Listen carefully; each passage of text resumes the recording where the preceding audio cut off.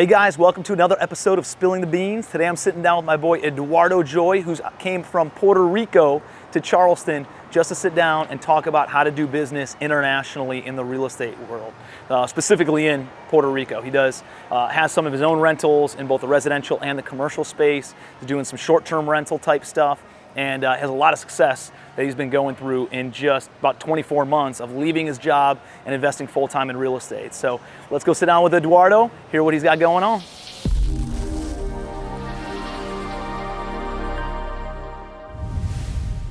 Eduardo, what's up, buddy? Hey, man, I appreciate you. Welcome to the United States. Yeah.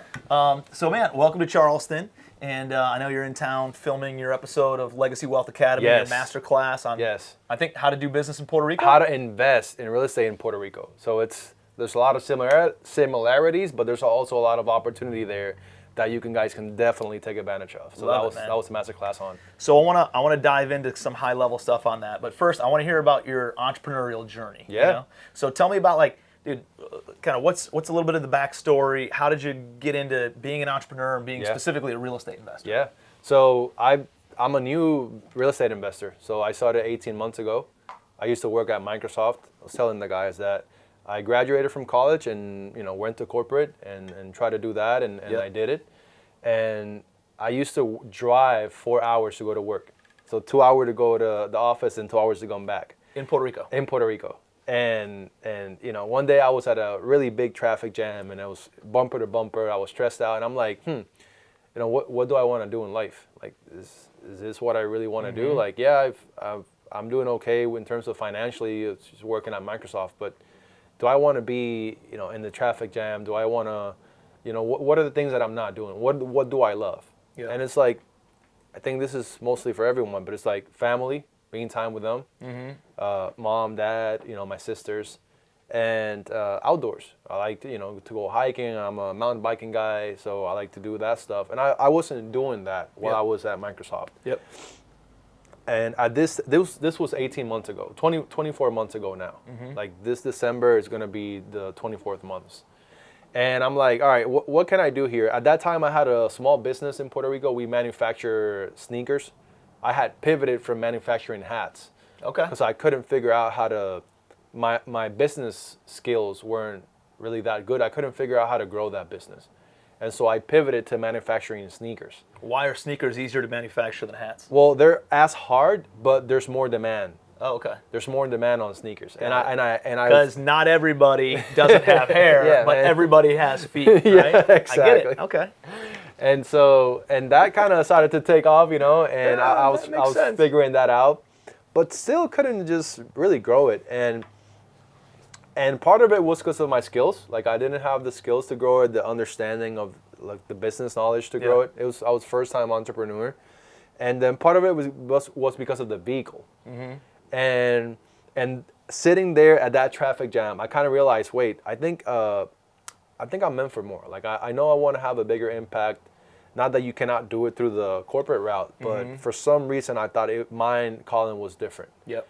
And I was all really into personal development. And I'm sure you were as well, like listening to all the gurus on it. And usually they end up investing in real estate.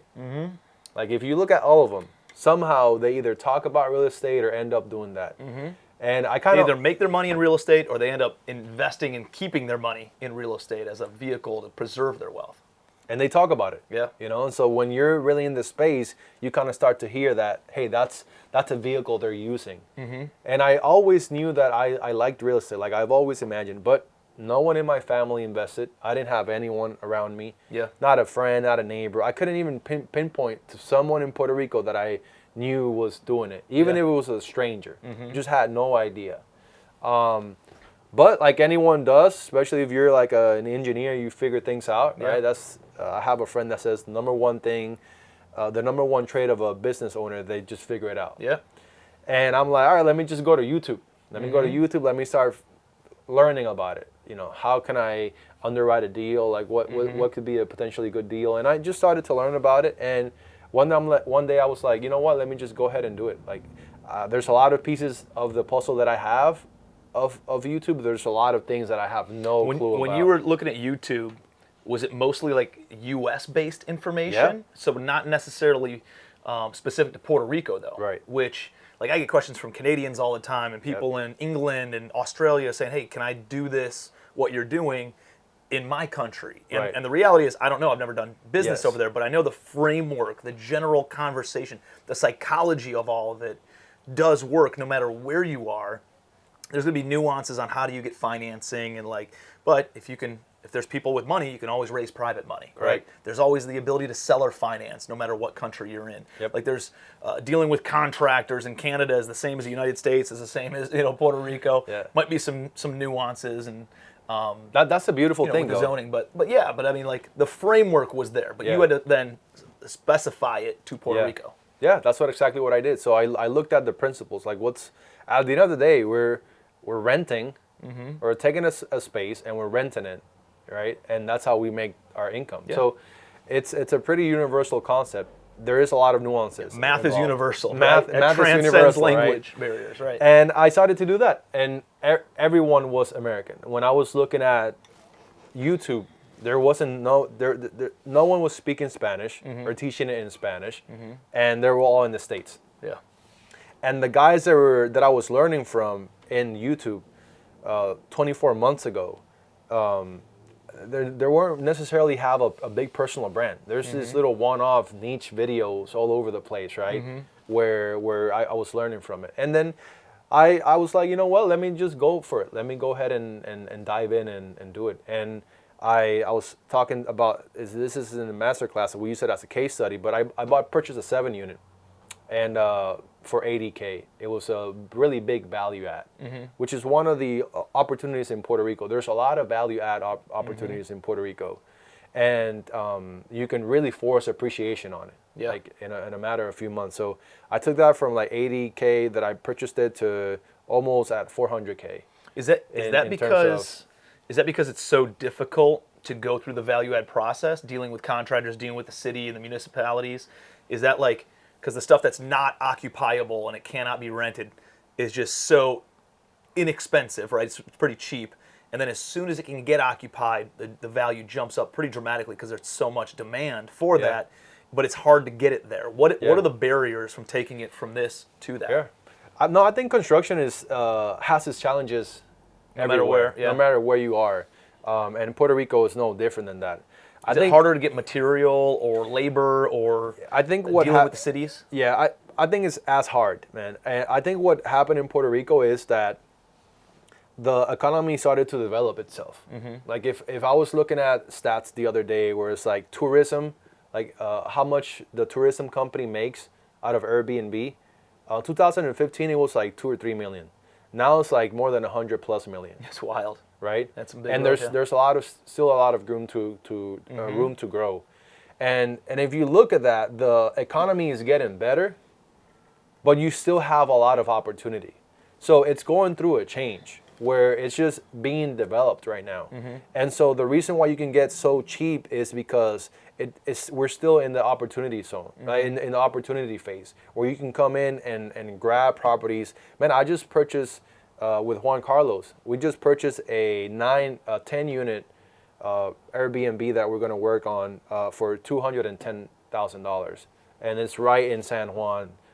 It's we're projecting it to be valued at 1.7 when we're done with it. Wow. So that's how much work needs to go into it? We're going to be all in $850. That's great. So you're doubling the value. Yep. In at 50 cents on the dollar, despite how hot the market is in the U.S., like there's those deals that are available. And now, they're you guys in are prime also location. In a prime location, like these are Airbnb type properties. This one specific is Airbnb. Most of my units are long-term rentals because when I started, I wanted to do all low house income Section 8. And I just wanted to have something that's, we have hurricanes, we have a lot of natural events going on. Yep. And I wanted to have that secure money coming in. Yeah. And so I just focus on long-term rentals, Section 8. But a Section 8 3-unit can pay almost $800, $750. So if you're getting it so cheap, right, and you're still renting fairly comp to what would be low interest here, low house income. Well, I mean, even if you took that deal that you're going to be all into 10 units for $850, that's $85,000 a door. worst case scenario, you rent it out on an annual lease Right. at $850 a month. Dude, it still meets the 1% Yeah. rule and cash flow is positive. Now, God forbid you actually put an Airbnb renter in there and they're paying $2,500 a month. Dude, you're in much, much better situation. And majority of that revenue goes straight to the bottom line where, dude, it takes the valuation and skyrockets it. So that was my journey, and I realized, wait, I've always seen, this probably happens to your audience. Or let's say they're in Canada or whatever. They're like, oh, I want to invest in America. Yep. Or, which is cool. That's part of my goal as well. But a tip would be, is like, there's probably massive opportunity in your zone right now. I agree, man. That you're not squeezing enough juice out of it, right?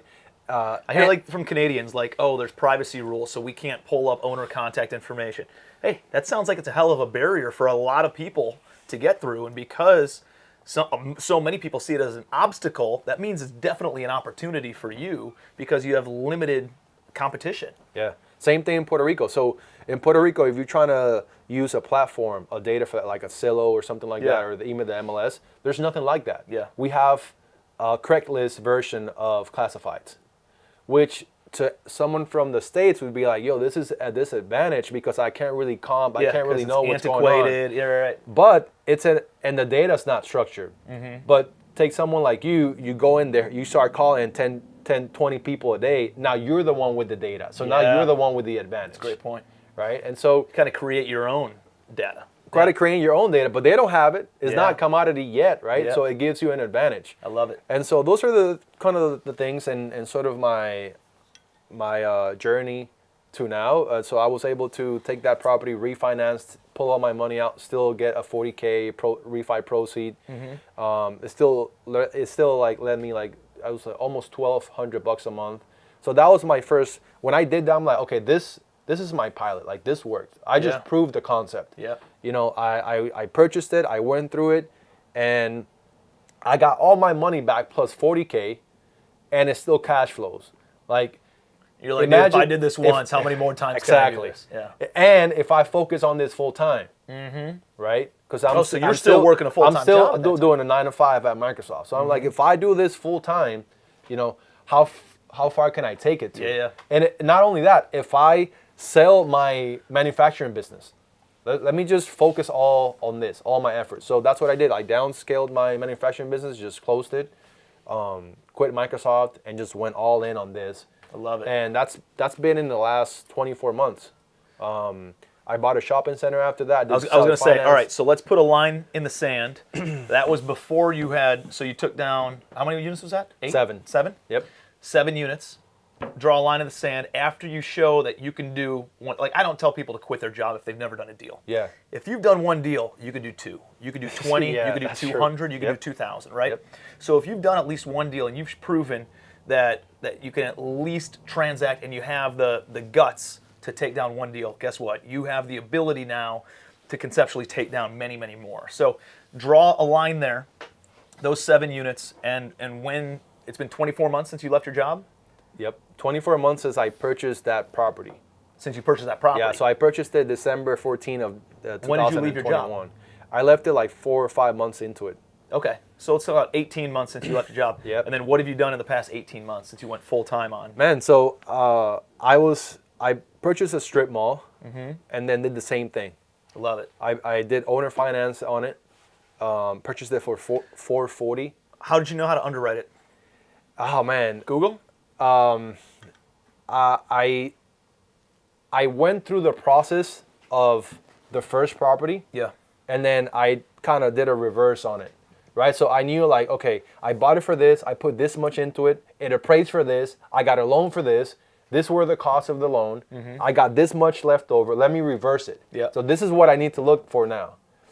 I love it. Not saying that you should do that because now you have Legacy Wealth Academy, there's so many outlets, but at that time, I didn't know anyone. No, I love right? it. But you're a problem solver, dude. This is what I'm getting at. Is that you didn't let this is office or this is retail or this is whatever the different asset class is. I did a multifamily that was 7 units. Well, like, what's the difference? Well, yeah, there's some nuances. There's some different kinds of leases and stuff. But at the end of the day, it's math, right? It's, hey, here's how much the rents are bringing in. It's these many units, add it all up. It's here's the income, here's what the operating expenses are, here's what the net operating income is. Now, based on what other things are appraising at a certain multiple or a certain cap rate, then I know that it's going to be worth this much, and then you just back into the numbers, you know? And then you just have to put in the work. Exactly. Which is, I think now information is more available than you know. I think when I started, I think I had more will than info. Mm-hmm. Now I have both. Yeah. Makes you dangerous, man. Thanks to you, right? Thanks to what you're doing and the whole legacy family, and the legacy wealth academy. You know, that gives someone who has the will, the info, and the you know, the access to ask so specific questions. You cannot do that off of YouTube. You actually took action, right? Which is a big differentiator. There's a lot of people who come through Legacy Wealth Academy or hit me up on social media and say, hey, I've been watching your videos for 3 years. Great, how many properties have you bought? I haven't bought any. Well, what are we doing?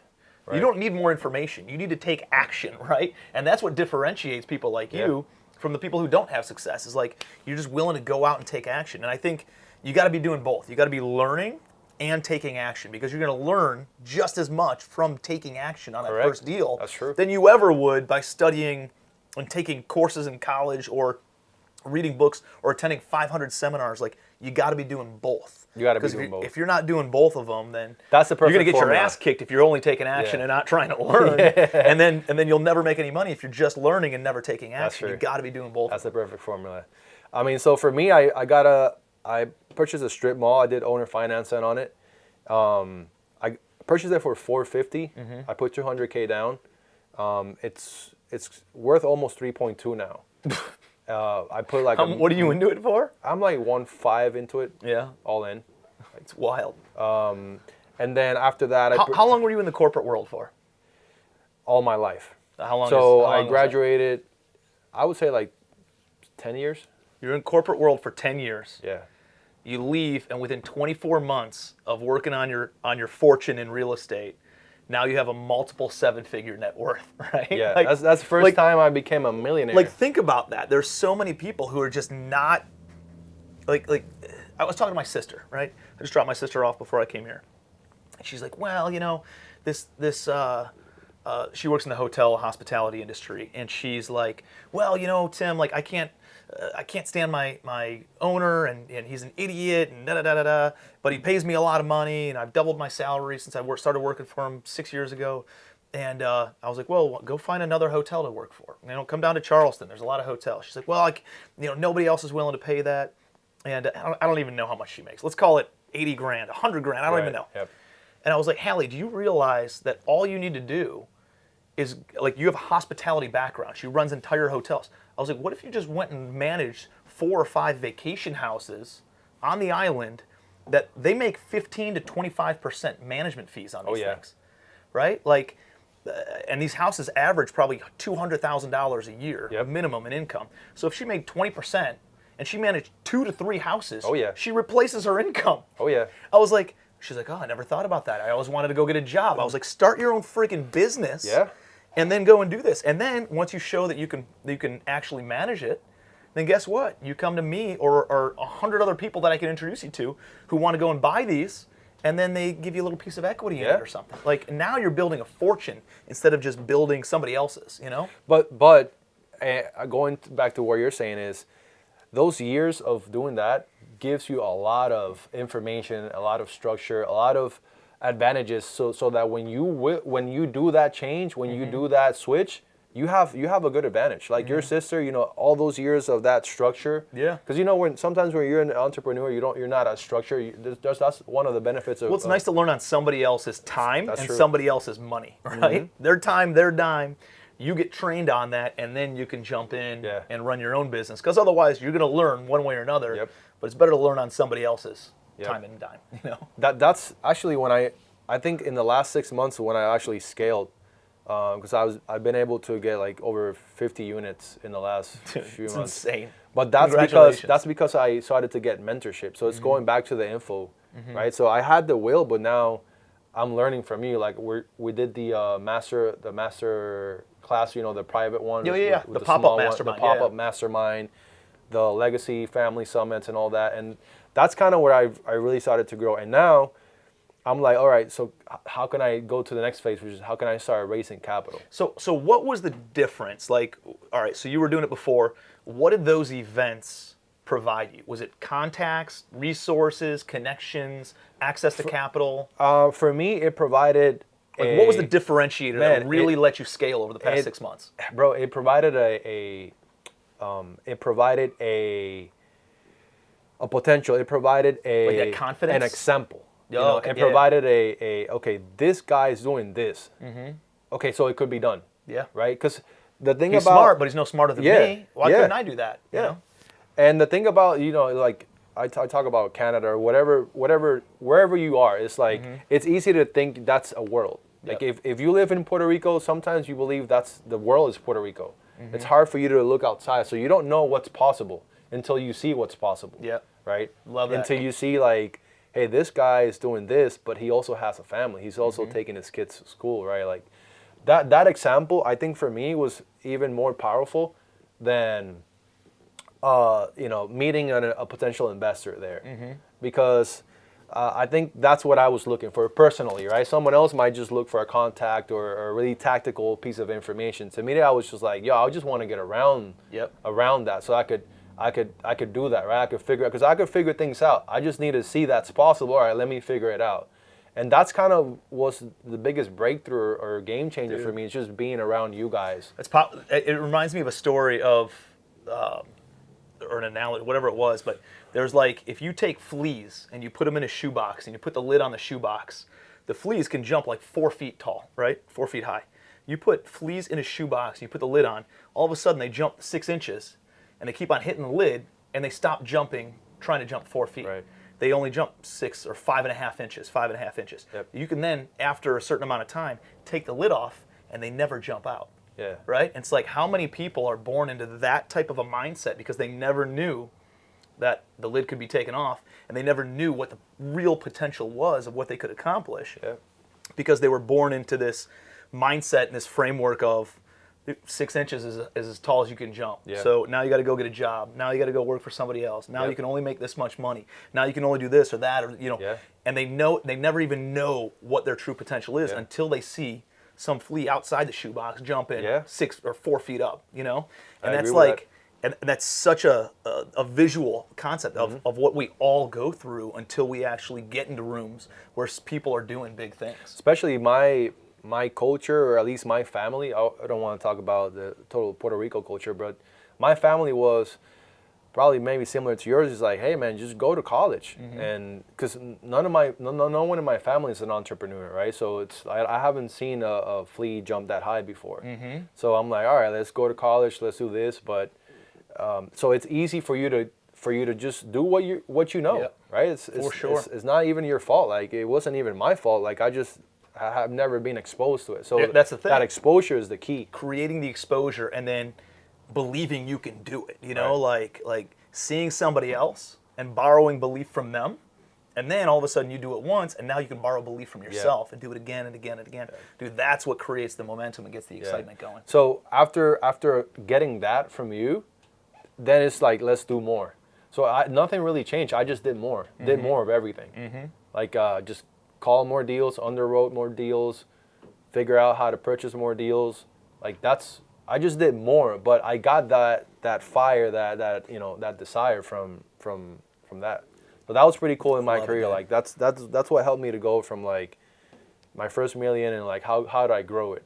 So now we're like I was gonna say, what does the next 12 to 24 months look like? Man, the next 12 to 24 months is to get really good at raising capital, and then getting really good at becoming an operator.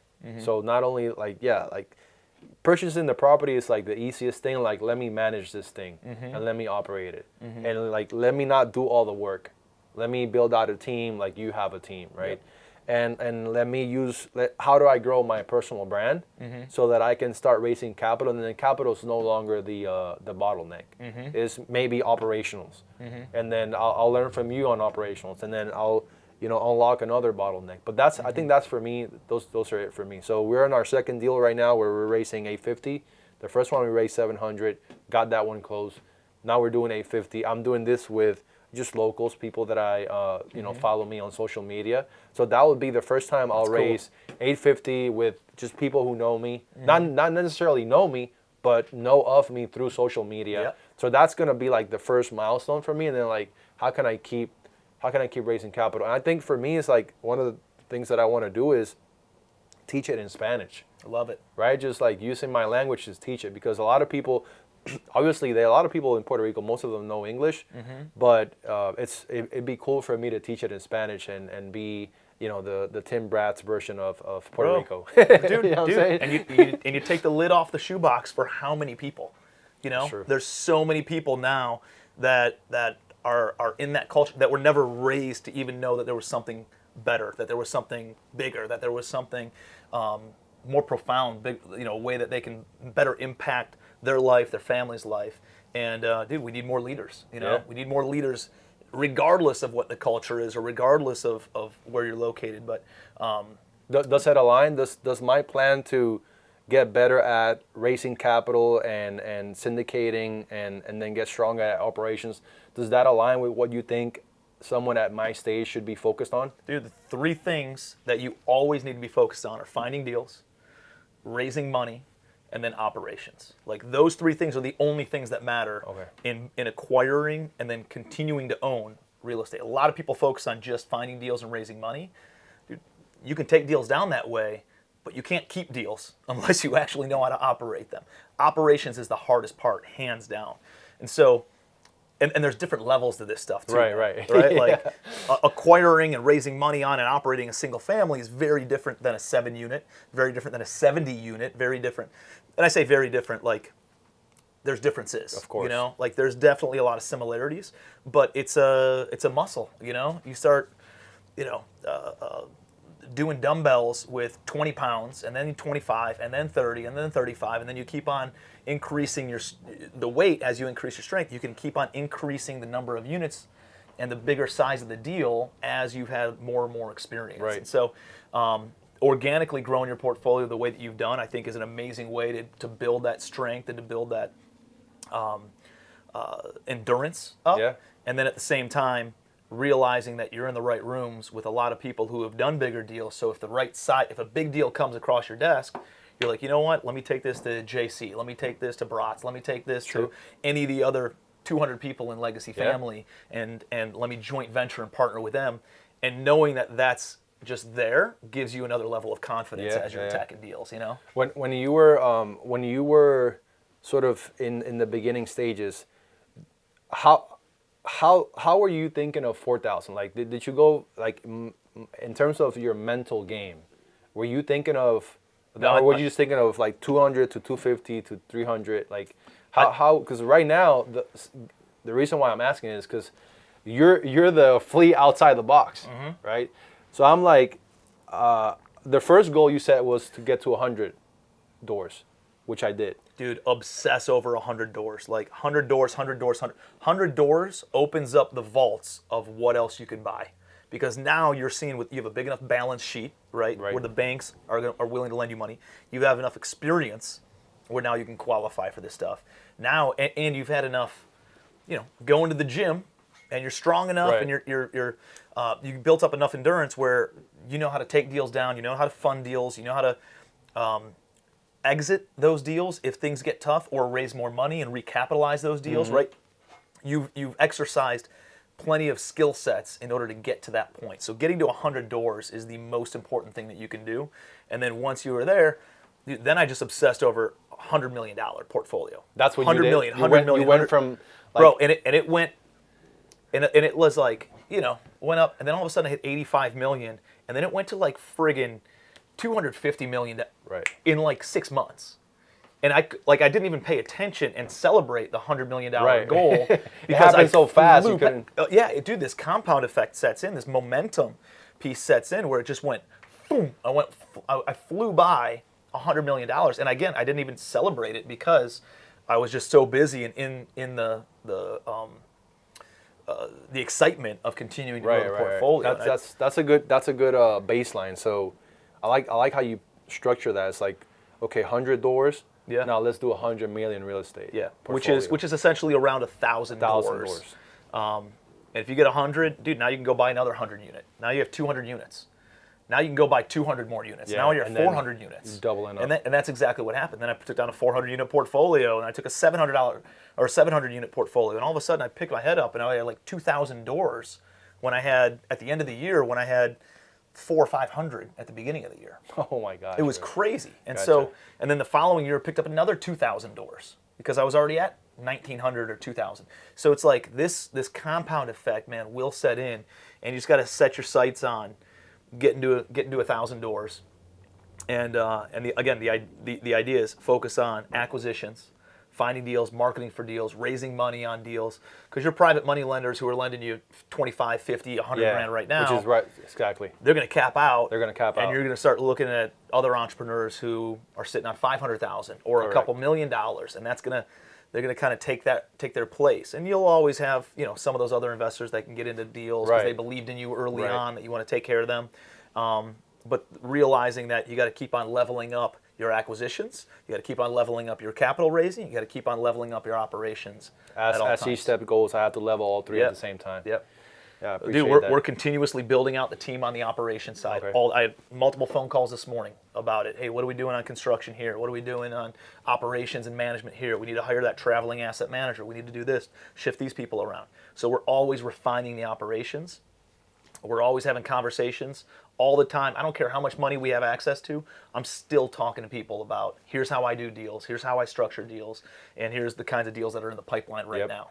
Because I want them primed for when I bring them a deal, Boom. they're ready to write a check. It's not a surprise where they have to think about it. They're already waiting for me to bring them a deal, and then they just want to wire the funds. Like that. And then on acquisitions, dude, look what's happened over the past just 6 to 12 months. The market has completely shifted, where how you found deals 12 months ago is different than how you find deals today. How you structured deals 12 months ago with financing is very different than how you structure deals today. And so you got to be aware of those things, and again, always be leveling up your knowledge and understanding of what are the variables that pour into acquisitions, raising capital, and operations, and then understanding how to fine-tune each one of those variables. I appreciate that, man. That advice is worth the trip, man. I appreciate that. Well, dude, I appreciate you being here. I'm excited to watch your masterclass. If you guys are not part of Legacy Wealth Academy, it is insane the amount of value with people who are doing big things. It's less than $10 a month to join Legacy Wealth Academy, lwacademy.com. We'll put the link in the show notes. But you got rock stars like Ed and all these other Legacy family members, people who are part of my community that I know, that I trust, that I love, and I care about, and I put this platform together so that way they can pour into you in all different aspects of wealth building, in real estate, in personal finance, health, all of it. We want you to be healthy, wealthy, and wise, okay? So that's what we're focused on. If you're not a part of Legacy Wealth Academy, make sure that you join.